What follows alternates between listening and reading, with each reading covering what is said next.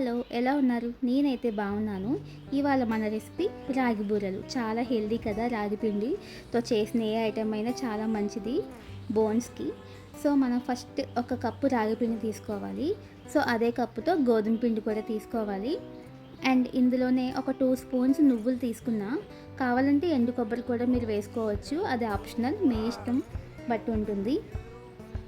అలాగే కొంచెం సాల్ట్, కొంచెం ఇలాచీ పౌడర్, ఈ 4 బాగా మిక్స్ చేసుకోవాలి.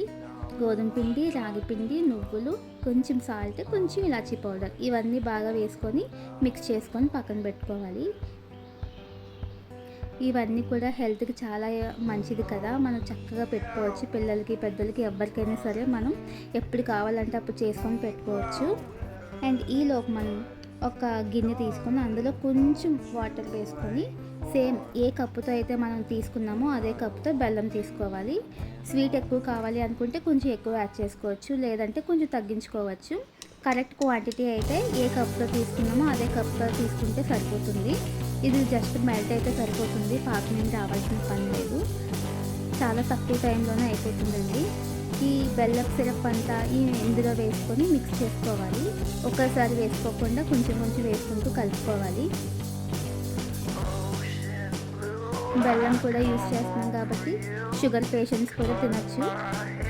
ఎలాగో రాగి పిండి మంచిది, గోధుమ పిండి, నువ్వులు ఇవన్నీ వేసుకున్నాం కాబట్టి చక్కగా ఎవరైనా తినచ్చు.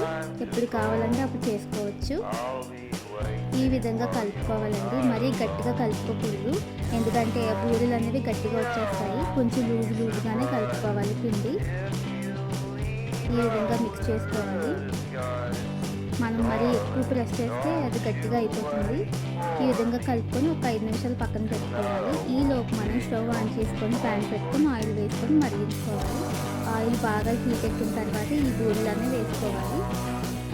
ఈలోపు మన చేతికి కొంచెం ఆయిల్ అప్లై చేసుకొని ఈ విధంగా తీసుకొని మనం ఒత్తుకోవాలి. పాలిథిన్ పేపర్ మీద మరీ పలుచగా కాకుండా మరీ మందంగా కాకుండా మీడియంలో ఒత్తుకోవాలి. ఈ విధంగా ప్రెస్ చేస్తే సరిపోతుంది. ఇలా ఇందులో వేసుకోగానే, ఆయిల్లో వేసుకోగానే పైన మనం ఆయిల్ కొంచెం ఇలా వేయగానే అది కొంచెం పొంగుతాయి. చాలా బాగుంటాయండి, లోపల బాగా ఉడికి పొంగుతాయి. టేస్ట్ అయితే చాలా బాగుంటుంది. ఒక్కసారి ట్రై చేసి చూడండి. ఇలా 1 బై 1 ఒక్కొక్కటి వేసుకుంటూ, అన్నీ ఒకేసారి కాకుండా ఒకటి బాగా వేగిన తర్వాత ఇంకొకటి అలా వేసుకుంటూ చేసుకోవాలి.